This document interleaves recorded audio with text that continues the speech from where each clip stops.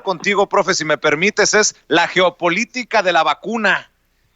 Todo el mundo corriendo para conseguir la vacuna contra el COVID-19. Rusia ya anuncia incluso hasta casi fecha para sacarla al mercado.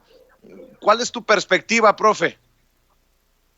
Mira, me parece excelente que lo pongas así de esa manera, porque ni Rusia, ni China, ni Estados Unidos, obviamente ni México, ni Gran Bretaña, ni Suecia, ni los países sedes de los grandes laboratorios que se dedican a producir vacunas pueden sacar nada si las vacunas no cumplen con todas las fases.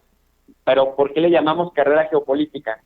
Por la simple y sencilla razón de que los países lo que están anunciando, más que ya el hecho fáctico, es la voluntad de ser los primeros en concluir las fases.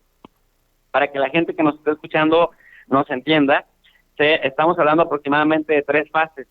Es justamente en la tercera fase en donde ya se empiezan a experimentar con seres humanos en gran masa, con diferentes segmentos, diferentes grupos humanos, para ver cómo la vacuna en un periodo más o menos de unos 6 meses tiene reacciones secundarias, tiene reacciones positivas, para qué grupos es más favorable, o incluso para qué sexos, si es más favorable para las mujeres, si es más favorable para los hombres. Acá se hacen muchos experimentos, se hacen muchas pruebas, Vicente, y es prácticamente algo muy normal de la medicina. Sin embargo, ¿qué es lo que está haciendo Rusia? ¿O qué es lo que está haciendo el mismo Estados Unidos o la Gran Bretaña? Están anunciando que están ya en la fase 3 y que tienen la disposición y la disponibilidad de empezar a invitar a la gente a que se sometan a esta vacuna, pero no a toda la gente ni todo el mundo, sino a los que compete en la fase 3 hacerlo. Porque mira, Vicente, eso también es importante decirlo, hay también mucha teoría de la conspiración en torno a la vacuna, que si te van a meter nanotecnología, que si quieren exterminar a la mitad de la población, o sea, un montón de tonterías que circulan en las redes sociales y que de pronto la gente las agarra sin cuestionarlas. Entonces, por eso me preocupa decirle a la gente que esto que estamos viendo ahora no significa que ya vayan a empezar a sacar al mercado una vacuna que no esté 100% probada para que pueda cumplir con el rigor de que se le pueda llamar vacuna. Porque otra cosa muy diferente puede ser que saquen un medicamento para paliar los efectos secundarios de la enfermedad, pero recordemos que una vacuna como tal es la sustancia que te vuelve inmune frente a una enfermedad, cualquiera que ésta sea. Entonces, en la fase en la que se encuentran ahora es justamente en la fase de experimentación con humanos de manera masiva y con diferente selección de grupos. Pero no puede salir al mercado con el nombre de vacuna algo que no haya pasado, que no haya cumplido rigurosamente con la experimentación y con la observación sistemática en diferentes grupos humanos. De tal suerte, Vicente, que va a ser normal si en esta fase 3 empiezan a haber grupitos a los que se les puso la vacuna que tengan reacciones secundarias no necesariamente favorables. ¿Por qué? Porque así sucede en la normalidad de la historia de las vacunas, desde cuando se erradicó la poliomielitis, desde cuando se erradicó la viruela negra, etcétera, etcétera. Pero ¿por qué le llamamos carrera? Entonces, porque ciertamente aquellos laboratorios que logren concluir con éxito, de manera satisfactoria, valga la redundancia, el tema de la vacuna, van a ser los que se posicionen como líderes frente al mal que ocasionó la catarsis económica que atraviesa el mundo en pleno 2020, que ha sido incluso más terrible que la caída de Wall Street en 1929 o que la crisis hipotecaria de Estados Unidos en el año 2008. Entonces, imagínate toda la ventaja y la capacidad negociadora que va a tener el país que lo logre hacer primero, pero también, Vicente, la cantidad de personas muertas que se van a ahorrar, que esto es bien importante decirlo.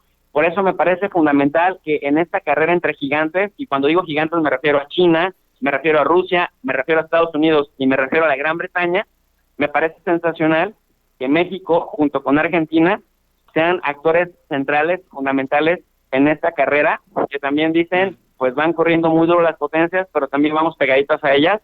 Y en el caso de México, Vicente, ya ha tenido en promedio del 1 de junio, cuando empezó la nueva normalidad, a la fecha, en promedio unas 750 personas fallecidas al día. Pues imagínate que entre más pronto tengamos acceso a la vacuna por ahí de febrero o de marzo del año 2021, esto significa que nos vamos a ahorrar bastantes personas fallecidas a causa de la pandemia que hasta ahorita pues todavía no logra aplanarse. Oye, y mientras llega la vacuna, profe, pues vemos diferentes situaciones, prácticas sociales alrededor del mundo para lidiar con el COVID mientras llega la vacuna. Así es, querido Vicente. Mira, este virus nos ha enseñado 3 cosas. Primero, que cualquier día nos podemos morir, ¿no? Y nos podemos morir de la nada. Entonces, nos ha enseñado que si no cooperamos como sociedad, que si no respetamos normas de convivencia básicas, somos como especie cada vez más vulnerables. Y eso me refiero a que nos lo enseñó el confinamiento, que vivimos con más cosas de las que necesitamos, que vivimos con más preocupaciones y cargamos en la vida cotidiana más preocupaciones de las que necesitamos. Y en segundo lugar también, Vicente, que los más creativos y los más innovadores se pueden beneficiar incluso de las circunstancias adversas. Y me refiero, por ejemplo, Vicente, a algo que tú estás experimentando desde hace tiempo. Por ejemplo, cómo la creatividad te puede permitir seguir llevando a cabo el oficio, a pesar de que trabajos de prácticas sociales tradicionales se derrumbaron en el contexto del confinamiento.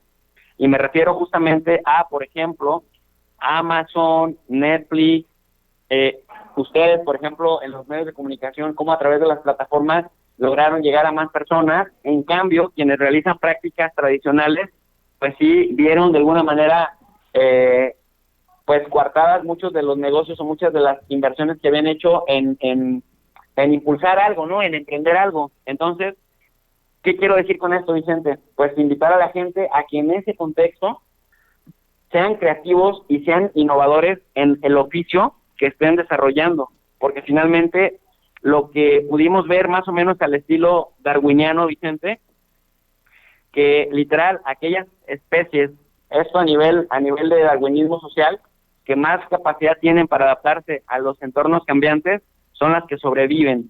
Y eso también es lo que nos está enseñando el COVID-19. Por un lado, el tema de la cooperación social, se ha visto que la gente ha tenido que cooperar o morir. Y eso no implica que no haya también pues gente indiferente o gente egoísta que no cree y que no se cuida y que de todos modos va a los entornos llenos, ¿no? Pensando que esto no le puede pasar.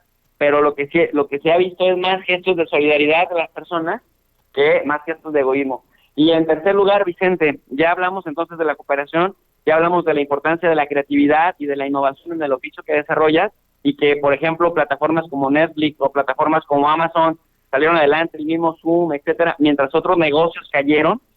El tercer lugar tiene que ver con, nos queda claro que por mucho que se diga que las grandes empresas, que los grandes consorcios internacionales han desdibujado la capacidad del Estado para regir, pues el COVID-19 nos muestra que a la hora de la verdad es el Estado y no otras instituciones las que tienen el verdadero poder coercitivo y las que finalmente pues nos someten a las reglas o a las leyes que tengan y para regir la vida en sociedad dentro de sus fronteras.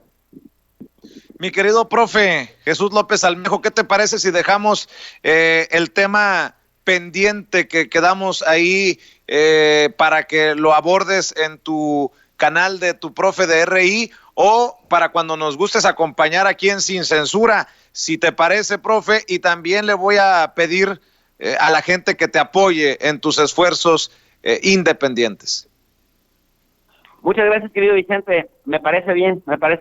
Ya abordé el tema en mi canal, causó mucha polémica. Pareciera que es un tema poco serio y pareciera que es un tema más bien morboso, pero en un contexto en el que el presidente Trump sigue en caída libre en las encuestas y no está teniendo la fuerza que él esperaba porque las condiciones del COVID-19 se lo siguen comiendo, está recurriendo a estrategias muy creativas que son tradicionales y convencionales, pero que justamente le están permitiendo generar deslegitimidad en la contraparte. Pero como bien dices, ya lo abordaremos en otro momento, Vicente. Pues invito a la gente a que se suscriban al canal de Tu Profe de RI, en donde estamos abordando clases de relaciones internacionales gratis en el área de geopolítica, organismos internacionales, en general, relaciones internacionales, para que la gente entienda cómo el acontecer internacional nos impacta todos los días en la vida cotidiana, Vicente. Tu Profe de RI, de Relaciones Internacionales. Profe, te mando un abrazo, como siempre agradecido por tu tiempo, por el análisis, y ahí estamos al pendiente. Abrazo, Vicente, abrazo fuerte para todos sin censura. Gracias, es el profesor de Relaciones Internacionales Jesús López Almejo.